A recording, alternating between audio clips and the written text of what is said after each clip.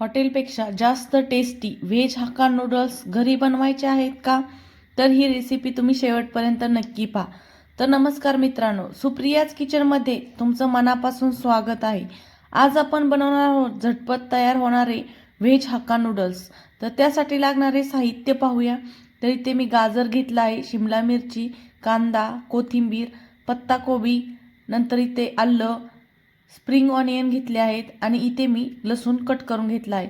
Dark soya sauce घेतला आहे, chilli sauce घेतला आहे, नंतर इथे मी केचप घेतलेला आहे.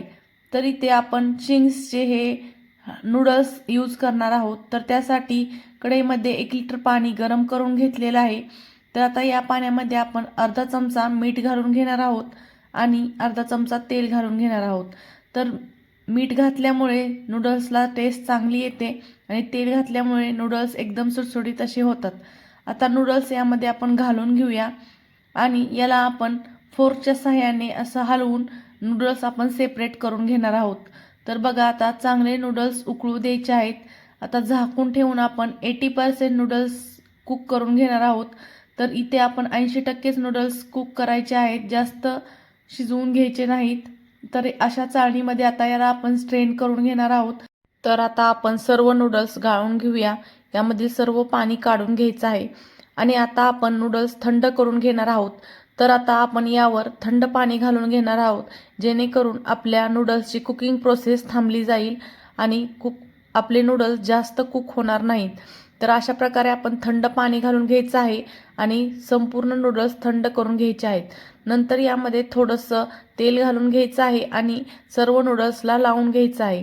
आता आपण गॅसवर एक कढई ठेवली आहे, त्यामध्ये 1 चमचा तेल घालून घेणार आहोत. नंतर आता त्यामध्ये आपण लसूण घालून घ्यायचं आहे, नंतर आलंही घालून घ्यायचं आहे. याला आपण 1 ते 2 मिनिटासाठी चांगलं परतून घेऊया आणि आता आपण सर्व गोष्टी इथे फुल गॅसवर परतणार आहोत. तर आता यामध्ये आपण कांदा घालून घेऊया आणि कांदाही आपण 1 ते 2 मिनिटासाठी चांगला परतून घेणार आहोत. तर आपण फुल गॅसवरच सर्व भाज्या परतून घ्यायच्या आहेत, जेणेकरून त्यामध्ये एकदम क्रंचीनेस राहील.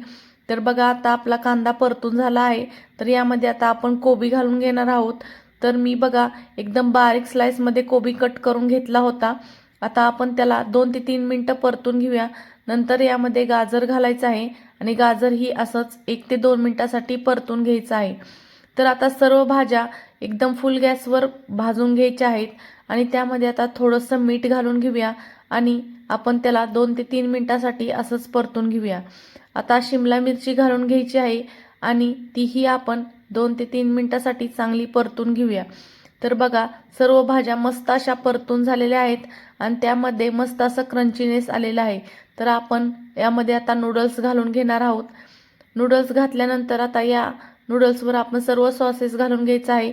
तर 1 ते 2 चमचे सर्व सॉस यामध्ये घालायचे आहेत. आता सोया सॉस, नंतर टोमॅटो केचपही यामध्ये घालून घ्या. तुम्हाला टोमॅटो केचप आवडत नसेल तर या ठिकाणी तुम्ही शेजवान चटणीही घालू शकता. आता यावर आपण थोडंसं ब्लॅक पेपर घातलेलं आहे आणि याला आता आपण चांगलं मिक्स करून घेणार आहोत. तर नूडल्स उलटण्याच्या सहाय्याने चांगलं मिक्स होत नसलं तर अशा प्रकारचा चिमटा घेऊन आपण त्याला चांगलं मिक्स करून घ्यायचं आहे. तर बघा, किती मस्त असे नूडल्स तयार झालेले आहेत. आता त्यावर थोडं स्प्रिंग ऑनियन घालून घेऊया आणि आपले एकदम टेस्टी असे हक्का नूडल्स तयार आहेत. गरम गरम नूडल्स प्लेटमध्ये सर्व करा. सोबत चिली सॉस किंवा शेजवान सॉस दिल्यास चव आणखी वाढू शकते. तर ही रेसिपी तुम्हाला कशी वाटली ही कमेंटमध्ये मला नक्की कळवा आणि सुप्रियाज किचनला सबस्क्राईब करायला अजिबात विसरू नका.